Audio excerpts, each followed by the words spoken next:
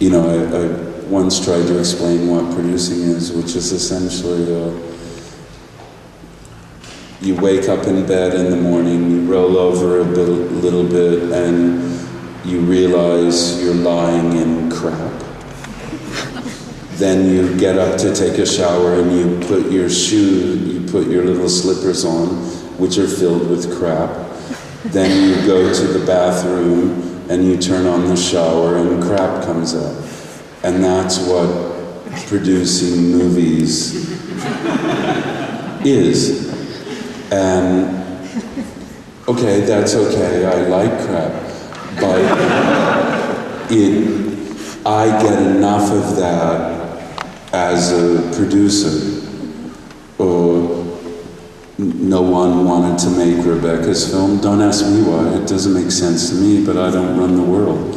No one wanted to make Dancer Upstairs, no one wanted to make Ghost World, no one wanted to make and all filmmakers go through that. But since I do other things, that's not my sole possible outlet. I can do other things. Okay, and what about those Charlie Kaufman's, in which way he convinced you to... my first question. I never asked him.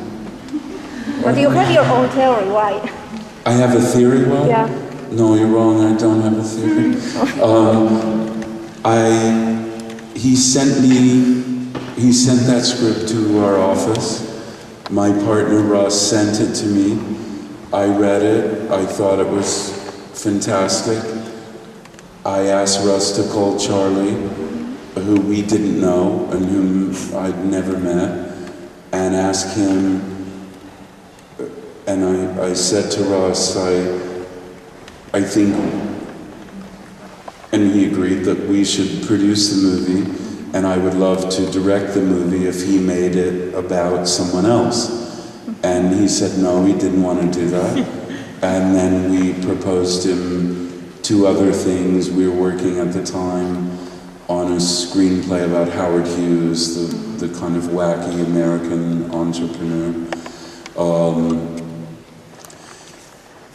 which he didn't want to do that. And then we proposed him another sort of science fiction thing we had called Space Merchants, and he didn't want to do that.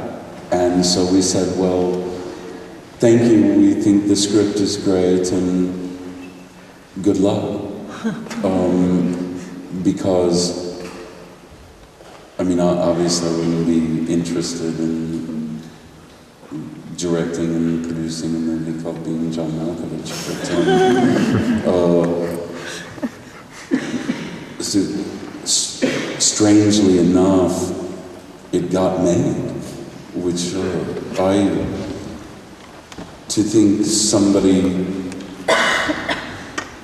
to think that people that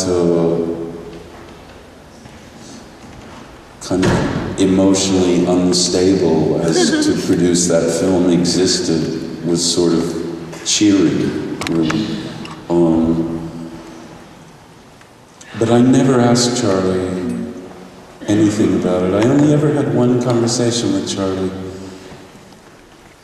when he and Spike Jones came to meet me in New York. And Charlie didn't really say anything during the whole meeting. And then as we were walking down the street and we were going our separate ways, Charlie said to me, you know, I just want you to know I'm a really big fan. And I said, Charlie, you don't have to say that I read the script. It's okay. But Charlie and I never had a conversation about it, so really I wouldn't have the slightest idea why. Okay, this beautifully dressed gentleman. Thank you very much, Mr. John Malkovich. Hi, I've got a question. We were talking about producing. Besides of stepping into shit and waking up in the morning, how do you see your role as a producer, especially in the relationship towards the director or with the director? How do I see my role as a producer in relation to the... Well, that's a great question because that's obviously the most complicated thing.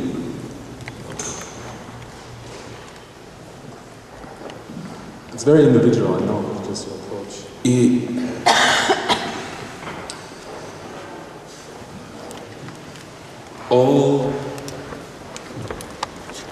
We are always torn between, in some cases, developing the scripts that we want done, and directors in general want to do what they want to do.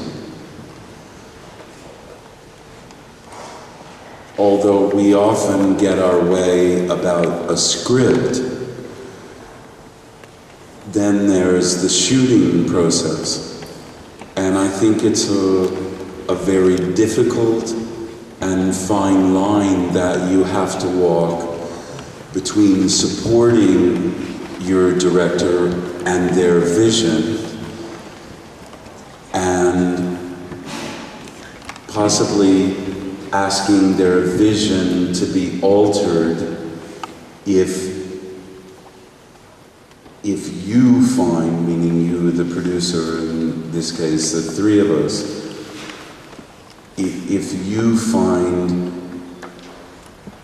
the director is not fulfilling to our minds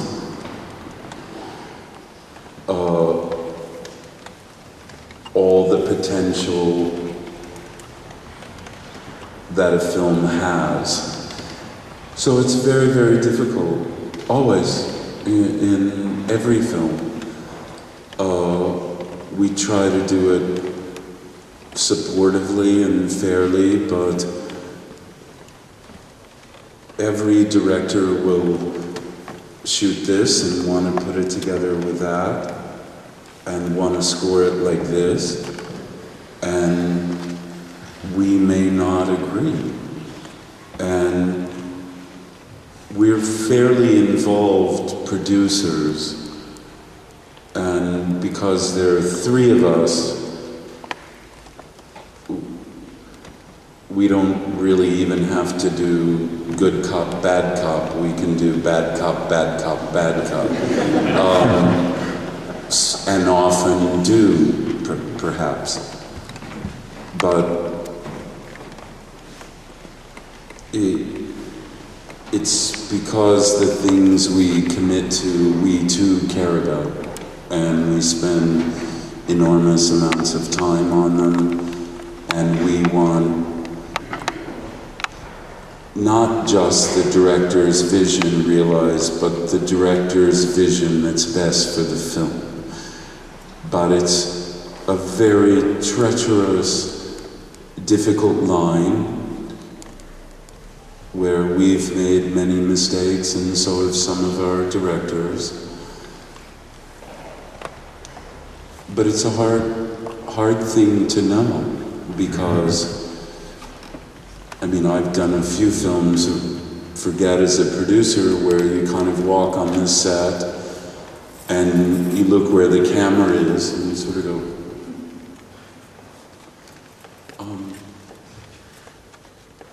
what, is this scene 64? And this is what? The shot? What is this lens? What's the thinking here? Well,